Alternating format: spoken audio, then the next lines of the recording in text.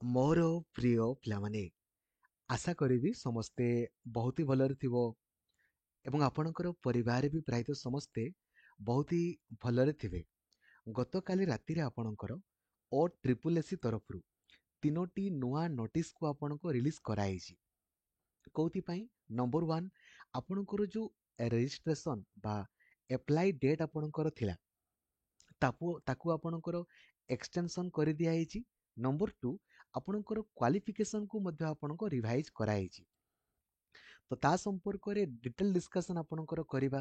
Number ପ୍ରଥମେ ଆପଣଙ୍କୁ କହିବା ପାଇଁ ଚାହିଁବି, ଯଦି ଆପଣ ସୁନିଶ୍ଚିତ କ୍ୱାଲିଫାଇ କରିବା ପାଇଁ ଚାହୁଁଛନ୍ତି ନା, ୟୁଟ୍ୟୁବରେ ଏବେ ହିଁ ସର୍ଚ୍ଚ କରନ୍ତୁ SSD planning video by Laxmidhar sir. ଆଉ ଯେମିତି ମୁଁ ଆପଣଙ୍କୁ କହିଛି ପଢ଼ିବା ପାଇଁ, ସେମିତିକା ୱେରେ ହିଁ ଆପଣ ପଢ଼ନ୍ତୁ, ଯୋଉଦ୍ୱାରା କି ବହୁତ ଇଜିଲି ଆପଣ କ୍ୱାଲିଫାଇ ହେଇପାରିବେ। ଏଇଟା ହଉଛି ଆପଣଙ୍କର ନ୍ୟୁ ଯୋଉ ଆପଣଙ୍କର ନ୍ୟୁ ପ୍ଲାନିଂ ଲେଖା ହେଇଥିବ, ଆପଣ ୟାକୁ ଦେଖିବେ। ଠିକ ଅଛି। ଆଉ ସବୁ କ୍ଲାସ୍ ଆପଣଙ୍କ ପାଇଁ ଲକ୍ଷ୍ମୀଧର ସାର୍ ଅଫିସିଆଲ ଆପ୍ଲିକେସନରେ ସବୁଦିନ କରାହେଉଛି। ପ୍ରତ୍ୟେକ ଦିନ 8ରୁ 9 ଘଣ୍ଟା ଆପଣ କ୍ଲାସ୍ କରିପାରିବେ ସବୁଦିନ। ଆଗ ଆପଣ ପ୍ଲାନିଂ ଭିଡ଼ିଓ ଦେଖିବେ ଏବଂ ଯଦି ଆପଣ ଜାଣିନାହାନ୍ତି କେମିତି ଆପ୍ଲାଏ କରିବେ, ତା ପାଇଁ ସର୍ଚ୍ଚ କରନ୍ତୁ SSD apply video by Laxmidhar sir. ଠିକ ଅଛି। ଫାଷ୍ଟ ଅଫ୍ ଅଲ୍ ମୁଁ ଆପଣଙ୍କୁ ଜଣାଇବା ପାଇଁ ଚାହିଁବି ଯେ ଭେକେନ୍ସିକୁ ଟିକେ ରିଭାଇଜ ଆପଣଙ୍କର କରିଦିଆହେଇଛି। ଦେଖନ୍ତୁ, ଯୋଉ ସେବକ ସେବିକାରେ ଆପଣଙ୍କର 2243 ଥିଲା, ୟାକୁ 2043 ଆପଣ ରିଡ୍ କରିବେ। ଭେକେନ୍ସି 2043। ଦେନ୍ ଆପଣଙ୍କର ମନେ ଥିବ ଏପ୍ଲାଇ ଟାଇମରେ ଆପଣଙ୍କୁ ସିଟି କିମ୍ବା ଡାଏଟ୍ ଆପଣଙ୍କର ମାଗୁଥିଲା। ମୁଁ ଆପଣଙ୍କୁ ଏପ୍ଲାଇ ଭିଡ଼ିଓରେ ମଧ୍ୟ କହିଥିଲି, ଯଦି ଆପଣ 2014 ଆପଣଙ୍କର 14 ପରେ ଆପଣ କରିଛନ୍ତି ସିଟି, ଦେନ୍ ଆପଣ ଡାଏଟ୍ ଚୁଜ୍ କରିବେ। ଆକ୍ଚୁଆଲି ଡାଏଟ୍ ବୋଲି କିଛି ନାହିଁ, DLED ଆପଣଙ୍କର ହେବା କଥା। ସେ ଜିନିଷଟାକୁ ହିଁ ସେ କ୍ଲାରିଫାଇ ଦେଖନ୍ତୁ କଲେ ଯେ ଡାଏଟ୍ ତାକୁ ଆପଣ DLED ବୋଲି ଆପଣଙ୍କର ଭାବିବେ। ତ ଆପଣଙ୍କ ମନରେ ପ୍ରଶ୍ନ ଆସିବ, ସାର୍ ଅଲରେଡି ଆମେ ଆପ୍ଲାଏ କରିଦେଇଛୁ, ଏବେ ପୁଣି ଚେଞ୍ଜ କରିବୁ କି? ନାହିଁ, କିଛି ବି ଚେଞ୍ଜ କରିବାର ଆବଶ୍ୟକତା ନାହିଁ। କିଛି ଚେଞ୍ଜ କରିବାର ଆବଶ୍ୟକତା ନାହିଁ। ଯଦି ଆପଣମାନେ କିଛି ଭୁଲ କରିଛନ୍ତି, ଦେନ୍ ଆପ୍ଲିକେସନକୁ ଡିଲିଟ୍ କରିକି ପୁଣି ଆପ୍ଲାଏ କରିପାରିବେ। କିନ୍ତୁ ମନେ ରଖନ୍ତୁ, ଥରେ ହିଁ ଡିଲିଟ୍ କରିହବ, ଆଉ ଡିଲିଟ୍ କରିହବ ନାହିଁ। ଠିକ ଅଛି। ତାପରେ ମୁଁ ଆପଣଙ୍କୁ କହିଥିଲି, ଯୋଉମାନେ ଆପଣଙ୍କର ସ୍ପେଶାଲ ସିଟି କରିଛନ୍ତି RCI, ସେମାନେ ବି ଆପଣଙ୍କର ସେଇ ତାକୁ ହିଁ ଚୁଜ୍ କରିବେ ସିଟି କରିବା ପାଇଁ। এইটাକୁ ହିଁ DLED ଆପଣଙ୍କର ଚୁଜ୍ କରିବେ। ଦେଖନ୍ତୁ ଲେଖି ଦିଆଯାଇଛି 2 years diploma courses with an NCT. Actually RCI लेखा कथा से जिनसटाକୁ एड कर दिया हला। RCI पिला माने आपनकर एलिजिबल अटंती, आउ NIOS पिला माने भी, NIOS पिला माने भी समस्तंकर एलिजिबल आपनकर अटंती। ए जिनसटाକୁ से क्लैरिफाई आपनकर कर देले जे RCI समस्त आपनकर एथिरे एलिजिबल अटंती। बुझी गले आपण माने।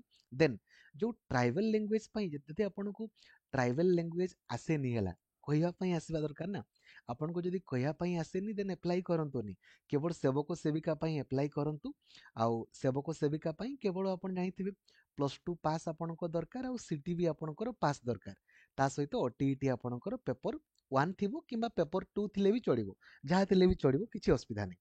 କେମିତି ଆପ୍ଲାଏ କରିବେ ତାର ଭିଡ଼ିଓ ଅଲରେଡି ଆପଣଙ୍କର ଆପଲୋଡ ଅଛି।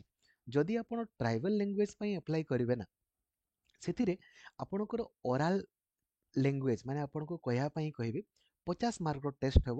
ମିନିମମ୍ 40% ଆପଣଙ୍କୁ କହିବା ପାଇଁ ପଡ଼ିବ, ମାନେ 20 ରଖିଲେ ଆପଣଙ୍କର ପାସ୍ ହେବ। ଆଉ ସେବକ ସେବିକା ପାଇଁ ଆପଣଙ୍କର, ଠିକ ଅଛି, ଫର ଦ ପୋଷ୍ଟ ଅଫ ସେବକ ସେବିକା ବାକି ଜିନିଷ ଆପଣଙ୍କର ସବୁ ଜିନିଷ ଏଥିରେ ସେମ୍ ଜିନିଷ ରହିଛି, ଆଉ କିଛି ନୂଆ ଜିନିଷ ଏଥିରେ ନାହିଁ। ଠିକ ଅଛି, ହେଲା। ଏଥିରେ ଆପଣଙ୍କର ଦିବ୍ୟାଙ୍ଗ ମାନଙ୍କର ବି କିଛି ଆପଣଙ୍କର ଏଡ୍ କରାହେଇଛି। ଆଉ ଲାଷ୍ଟ ଡେଟ୍ କୁ ଆପଣଙ୍କର ବଢେଇ ଦିଆହେଇଛି। 30 ଡିସେମ୍ବରରୁ ଆପଣଙ୍କର ଆରମ୍ଭ ହେଇଥିଲା, 31 ଜାନୁଆରୀ ଆପଣଙ୍କର ଏଣ୍ଡ ଆପଣଙ୍କର ଥିଲା। ଏବେ ତାକୁ ବଢେଇ ଦିଆହେଇଛି ଆପଣଙ୍କର। ଦେଖନ୍ତୁ ରେଜିଷ୍ଟ୍ରେସନର ଏଣ୍ଡ ହେଉଛି ଆପଣଙ୍କର 31 ଜାନୁଆରୀ ଆପଣଙ୍କର ବର୍ତ୍ତମାନ କରିଦିଆହେଲା। ଠିକ ଅଛି, 22 ଥିଲା 31 କରାହେଲା ଏବଂ 10 ଫେବୃଆରୀ ହେଉଛି ଅନଲାଇନ୍ ଆପ୍ଲିକେସନର ଲାଷ୍ଟ ଡେଟ୍। ତ ଆପଣ ଯେମିତି 31 ଜାନୁଆରୀ ସୁଦ୍ଧା ରେଜିଷ୍ଟ୍ରେସନ କରିବେ, ନହେଲେ ଆପ୍ଲାଏ ଆପଣଙ୍କର ସରିଯିବ। ଦେନ୍ ଆପଣଙ୍କର ଯୋଉ TGT ସାଇନ୍ସ ହେଇଗଲା, TGT ଆପଣଙ୍କର ଆର୍ଟସ, TGT PCM ପାଇଁ ଏଥିରେ ନୂଆ ଜିନିଷ କ'ଣ ଏଡ୍ କରାହେଇଛି ଦେଖନ୍ତୁ। 2 ବର୍ଷିକିଆ ଆପଣ ଜାଣିଥିବେ ନା, ଯୋଉମାନେ ସ୍ପେଶାଲ ବିଏଡ୍ କରିଥିଲେ ସେମାନଙ୍କୁ ଏଲାଉ କରାଯାଉନଥିଲା। ସେମାନଙ୍କୁ କୌଣସି ବି TGT ପାଇଁ ଏଲାଉ କରାଯାଏନି। ସ୍ପେଶାଲ ବିଏଡ୍ ଯିଏ କରିଛି ସେ କେବଳ ଆଉ କେବଳ ଆପଣଙ୍କର ଏଥିରେ ଏଲିଜିବୁଲ ଆପାର ପ୍ରାଇମେରୀ ଟିଚର ପାଇଁ। ତ ଏଇଥର ଆପଣଙ୍କର ସେମାନେ TGT PCM, टीजीटी सीबीजेड आउ टीजीटी आर्ट्स पाई मध्य आपणकर एलिजिबल करिसन देखंतु 2 year BEd special education but problem कोन जानिछंती प्रॉब्लम होची या एमन तांको पाखरे आपणकर ओएसएसटीईटी सर्टिफिकेट आपणकर थिबा दरकार ओएसएसटीईटी प्राय तो थिबो जा हो एथिरे टीजीटी रे एटलिस्ट एलाउ कले जदिओ वैकेंसी आपणकर बहुत ही कम रहिछि तो एलाउ आपणकर करिसंती या पई आउ डेट मध्य आपणकर सेम बढ़ै दिया हिछि आपण माने अप्लाई जदि करि नाहंती काइंडली अप्लाई करंतु समस्त को जणाई दियंतु जे भी आपणकर स्पेशल बीएड करिसंती आरसीआई बीएड 2 वर्षिकिया सेमने भी आपणकर करि देई पारिबे आउ आरसीआई सिटी एनआईओएस पिला माने तो आपणकर एथिरे करिवे सेवक सेविकारे आपणकर ठीक अछि थैंक यू जय जगन्नाथ धन्यवाद आउ अप्लाई केमिति करा जाय जानि नाहंती यूट्यूब रे सर्च करंतु SSD planning video by Laxmidhar sir then केमिति इजिली क्वालिफाई करिवे SSD planning video by Laxmidhar sir